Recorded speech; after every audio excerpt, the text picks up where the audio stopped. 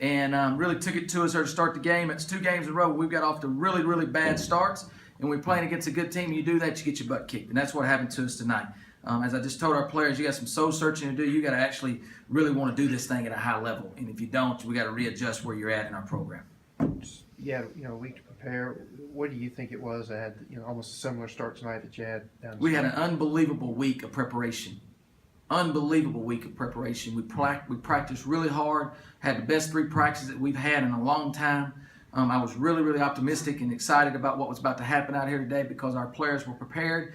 And then we get in the game and we don't do anything we asked. We don't do anything that we worked on for 3 days. So the same problem we had at Mississippi State, we had here, where we did not do anything that we worked on for 3 days. So either we're not paying attention and we're just doing it in practice because we're just trying to make coach happy, or we're just not very good at anything. And so either we're just not a very good player. And so we got to figure out what that is. And so I think it's more towards we just do it in practice because coach is on my butt, and we get out here in the game and we just wilt and we freak out and we panic, whatever it is. It's not all of them, but it's usually 2 of the 3 that's on the court. And so when you got 2 of them not engaged to what's going on and the other 3 are, that's what happens. What has to happen, Matt, for that to change? Is it 1 player, 2 player? I mean, we're going to shorten the rotation and play the kids that actually do it every day.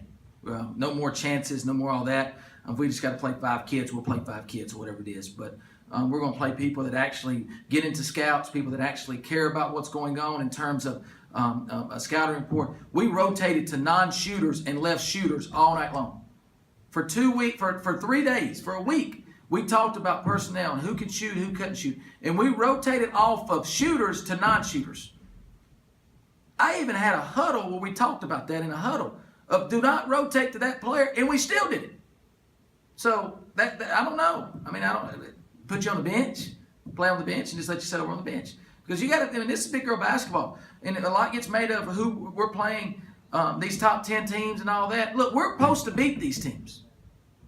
We're expected to beat these teams. I expect us to beat these teams. We're not playing the game just to get a trophy, and so this is a game we're expecting to win. And so you got to lock into your scout. You got to get in the gym. Our shooting percentages are atrocious right now. But then we want to complain when we make you do extra shooting.